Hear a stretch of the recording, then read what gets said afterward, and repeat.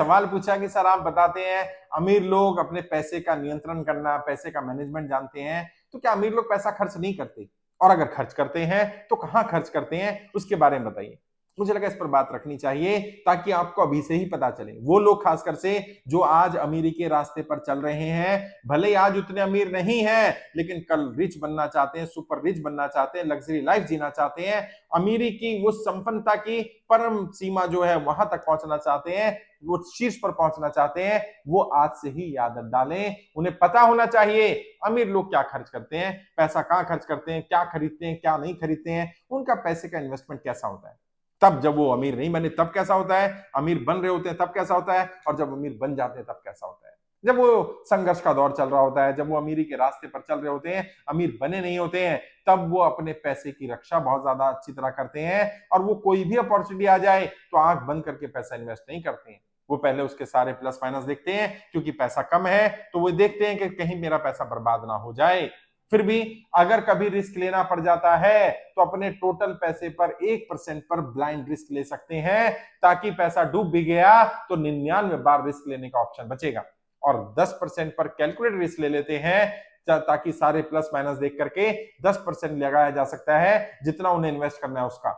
यानी अगर वो भी डूब गया तो 9 ऑप्शन और बचेंगे हमारे पास। एक साथ सारा पैसा नहीं लगाते, दूसरे से लेकर नहीं लगाते, और कहां लगाते हैं, उन अपॉर्चुनिटीज में लगाते हैं जिन अपॉर्चुनिटीज को जनरली लोग इग्नोर कर रहे होते हैं।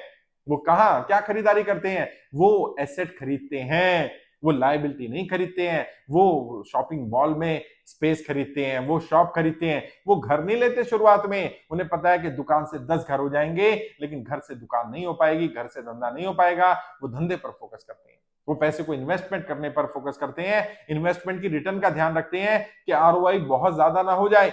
इन्वेस्टमेंट करते समय ये ध्यान रखते हैं कि जब कोई कहे कि इस इन्वेस्टमेंट में रिस्क नहीं है, तो उन्हें पता होता है रिस्क फ्री कोई इन्वेस्टमेंट नहीं होती है। जितना बड़ा रिस्क होता है उतना ही रिटर्न भी ज्यादा आ सकता है। लेकिन अगर रिटर्न ज्यादा कोई बता रहा है और रिस्क नहीं बता रहा है, इसका मतलब आपकी सारी इन्वेस्टमेंट रिस्क में होगी, आपका सारा पैसा डूबने वाला है। कोई आपको झूठ बता रहा है, गलत अपॉर्चुनिटी बता रहा है, कोई आपको चेपने का काम कर रहा है। वो ऐसी जगह पैसा नहीं लगाते, वो ऐसी चीजें नहीं खरीदते हैं जो उनके ऊपर बर्डन बन जाए, वो ऐसी चीजें नहीं खरीदते हैं जिसमें डिस्प्यूट होता है।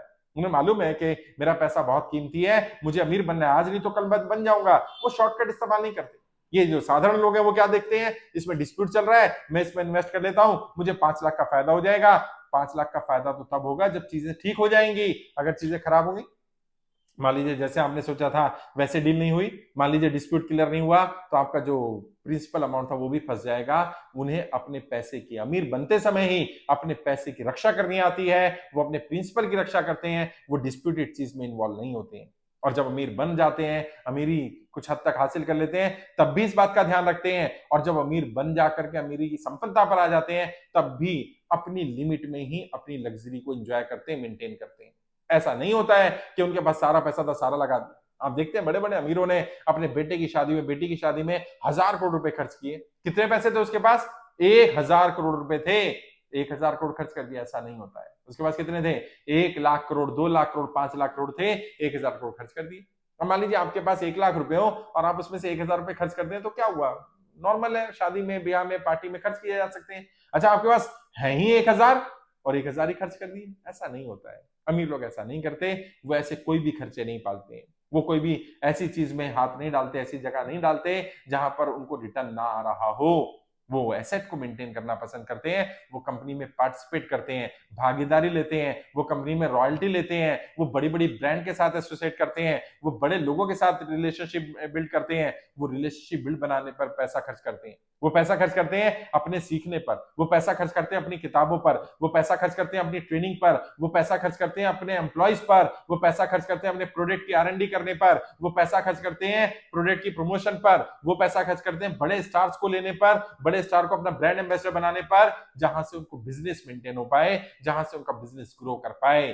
क्योंकि उनको मालूम है हमारा सारा फोकस अगर बिजनेस पर रहेगा, बिजनेस ग्रो करता रहेगा, पैसा आता रहेगा, हम तरक्की करते रहेंगे, हम आगे बढ़ते रहेंगे, तो आज नहीं तो कल हम संपन्नता हासिल कर लेंगे, संपन्नता को मेंटेन कर लेंगे, अमीरी को बनाए रखेंगे, वरना वरना पैसा चला जाएगा। उन्हें बात मालूम है और वो एक बड़ा शेयर रखते हैं लिक्विडिटी के फॉर्म में। उन्हें मालूम है कभी भी कोई मौका आ जाएगा, कभी भी कोई अपॉर्चुनिटी आ जाएगी, कभी शेयर मार्केट गिर जाएगा, कभी गोल्ड क्रैश कर जाएगा, कभी कोई कंपनी के शेयर क्रैश कर जाएंगे। उस समय पर जिसके पास लिक्विडिटी होगी वो जीत जाएगा। और अक्सर ये बड़े लोग रिसेशन के समय में ग्रो कर जाते हैं। अब देखिए ना, कोरोना आया, दुनिया भर में रिसेशन चला, और दुनिया की बड़े बड़े देशों की, भारत की भी जो टॉप 10 कंपनियां थी, टॉप 100 कंपनियां थी, उन्होंने अपनी ग्रोथ 10 गुना, 20 गुना, 50 गुना, 100 गुना कर ली सिर्फ उस 1-2 साल में।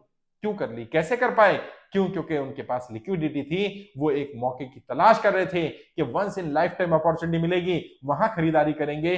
तब खरीदारी करेंगे जब लोग बेच रहे होंगे, तब खरीदारी करेंगे जब लोगों के पास पैसा नहीं होगा, तब खरीदारी करेंगे जब लोग औने पौने दामों में चीजें निकाल रहे होंगे। तब तब उन चीजों को खरीदेंगे जो हमारे लिए आने वाले समय में संपत्ति का काम करेंगी, एसेट का काम करेंगी, वैल्यू एडिशन का काम करेंगी।